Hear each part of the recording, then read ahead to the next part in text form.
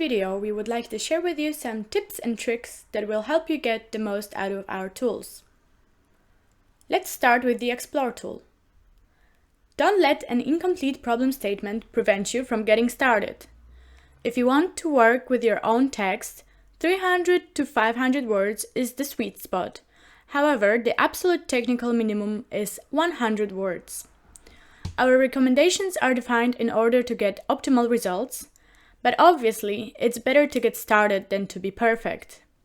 If a comprehensive 500-word problem statement seems daunting, just write up a quick 100 words to get started, or just pick a relevant research paper and use the URL to start. Creating your first map is just the beginning. If you create your first map and you feel that there is one concept or area missing, you can of course go back and edit your problem statement, but you can also pick a related paper from the map and build a new map. We recommend building 15 to 20 maps with the most interesting findings from the map. As you can see, the relevance score is set to 40 to 95% by default. This is because anything over 95% will be a duplicate, and we keep it to 40% to include some serendipity of the noise. The most interesting relevance score range will vary from project to project. Experiment with your relevance filter to find the good range for your current project. The Explore tool technology is deliberately designed as an interdisciplinary research tool and will present you with the articles that you will perceive as noise. It is built this way in order to increase the chances of serendipity and that you might just come across a new idea, a different way of thinking, or a rabbit hole to jump in for inspiration. If you find a map has too much noise for your taste, you may be able to improve this by modifying your problem statement by removing some of the more general background information about the problem, setting the relevance score to a higher range, setting the repository filter only to repositories within your field of study, using the hierarchy editor to remove the irrelevant concepts. The hierarchy editor is a helpful way to edit the output of your map, but we recommend going slow and doing small changes.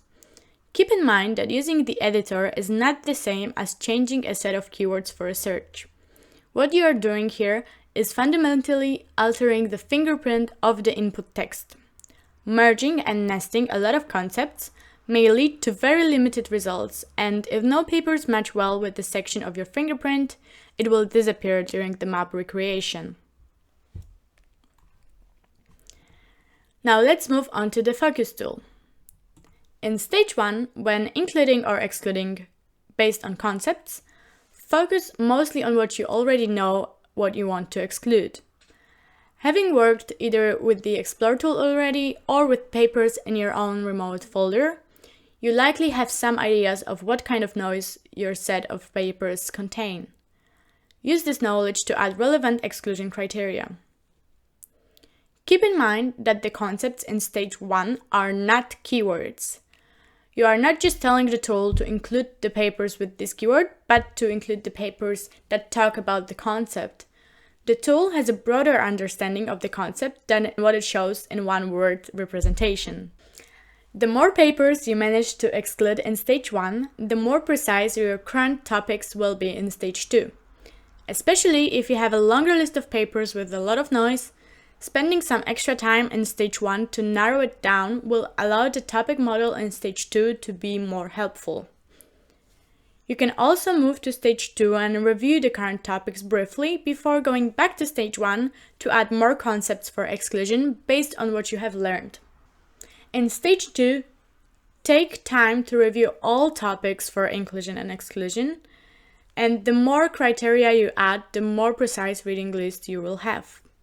Remember that both in stage 1 and 2, inclusion always overrides exclusion, so be mindful of not adding broad concepts for inclusion. Spend your time mostly on the known exclusion criteria and only add very specific inclusion criteria. We recommend adding some criteria for the exclusion, then reviewing the results to see if there's anything standing out to you, then go back to the concept or topic list and add more details. Explore and focus can be used separately, but together they have some great synergy effects. Knowing that you will use the focus after exploring allows you to create multiple maps without worrying about reviewing every single detail, because you will filter through it afterwards. And the visual overview from the Explorer gives you a head start when focused. This gives you a clear advantage when picking concepts for inclusion and exclusion in stage 1, as you know very well what is in your document set.